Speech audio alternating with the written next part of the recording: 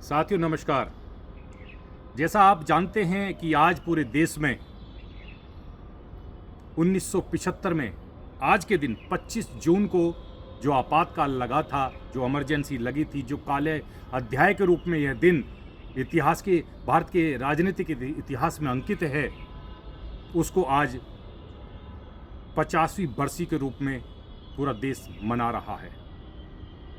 साथियों, जब हम सुनते हैं इमरजेंसी, आपातकाल, तो मन में एक भय व्याप्त हो जाता है, मन में एक असंतोष का भाव आता है।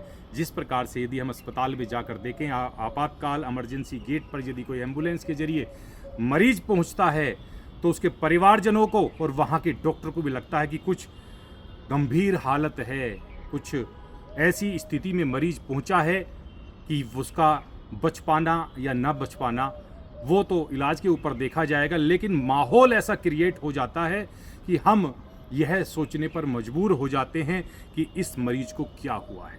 ठीक उसी प्रकार से 1975 में भी इस पूरे भारतवर्ष के अंदर रहने वाले एक एक नागरिक को उस इमरजेंसी में इसी प्रकार का भाव और इसी प्रकार का उनको संस्मरण रहा है कि उस इमरजेंसी लगने के बाद में कैसी स्थिति तानाशाही सरकार के द्वारा कर दी गई थी। इस वीडियो के माध्यम से आप अनेकों माध्यम से प्राप्त कर सकते हैं कि आपातकाल क्या था, आपातकाल होता क्या है, क्यों लागू होता है, उस विषय में आप डिटेल में पता कर सकते हैं, लेकिन संक्षिप्त में आपको इस वीडियो के माध्यम से बता रहा हूं। इतिहास में यह दिन ब्लैक डे ऑफ डेमोक्रेसी के नाम से अंकित है, यानी कि संविधान की हत्या का यह दिन दिवस के रूप में मनाया जा रहा है। और इसको सदियों तक हमारे भारत के बच्चे, बूढ़े, जवान इसको याद रखें कि राजनीति के लिए इस प्रकार के संविधान को में छेड़खानी करते हुए इस प्रकार के अध्याय कैसी कैसी सरकारें सत्ता भोगने के लिए तानाशाही का अपना उपयोग करते हुए सरकारों में करती हैं। मैं थोड़ा सा आपको इस विषय में बता दूं, आपको ज्ञात है, लेकिन फिर भी यह अध्याय सभी को समझना चाहिए और सुनना भी चाहिए। साथियों, लोकसभा का जो आम चुनाव है, वर्ष था 1971 और स्थान था रायबरेली, जहां से हमारी देश की प्रधानमंत्री इंदिरा गांधी जी चुनाव लड़ रही थी। वहां से उन्होंने चुनाव लड़ा और वहां उनके सामने खड़े हुए थे राजनारायण जी। हालांकि वो चुनाव जीत जाती हैं, लेकिन पूरे देश के अंदर उनकी इस जीत पर अंकुश था। सभी लोगों को इस बात का अंदाजा था कि इसमें कुछ ना कुछ गलत हुआ है। और वो गलत क्या था? और गलत वो ये था कि हाई कोर्ट के अंदर, इलाहाबाद हाई कोर्ट ने इस विषय में अब जब अपना फैसला सुनाया तो उन्होंने सरकारी तंत्र का प्रयोग किया जा रहा था, इस चुनाव को अयोग्य घोषित कर दिया जाता है। अब और 6 साल के लिए उनको निलंबित भी किया गया था कि आप 6 साल तक चुनाव नहीं लड़ेंगी। जब ऐसी रिस्ट्रिक्शन एक ऐसे परिवारवाद के चलते हुए जिन्होंने सत्ता के सुख को भोगा है, वह अपनी सीट को कैसे जाने दें, वह अपनी कुर्सी को कैसे टूट जाने दें।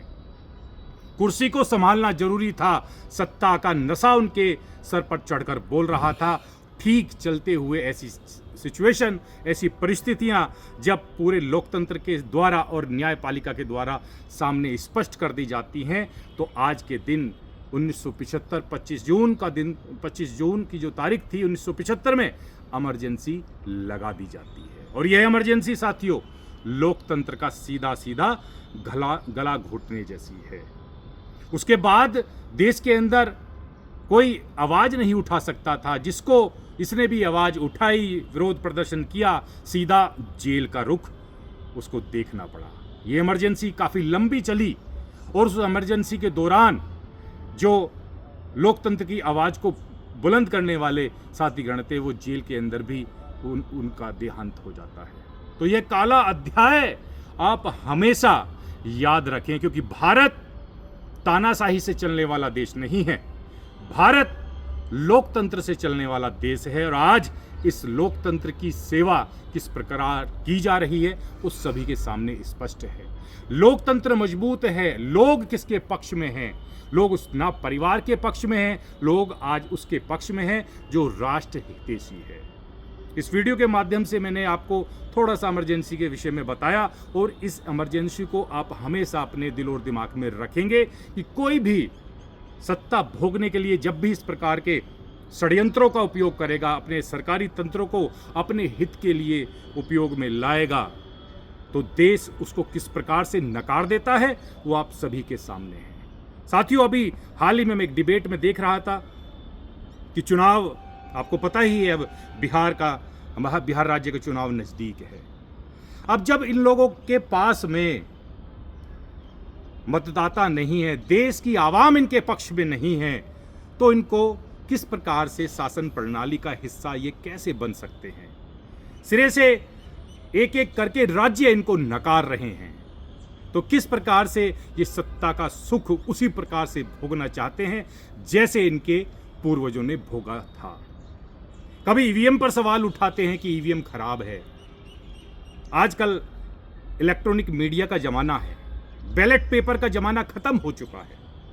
साथियों, ईवीएम की शुरुआत कब हुई थी आपको भली भांति पता है। 2004 में यूपीए की गवर्नमेंट बनी थी, तब ईवीएम से चुनाव हुआ था, तब तो सवाल इन्होंने नहीं हटाए।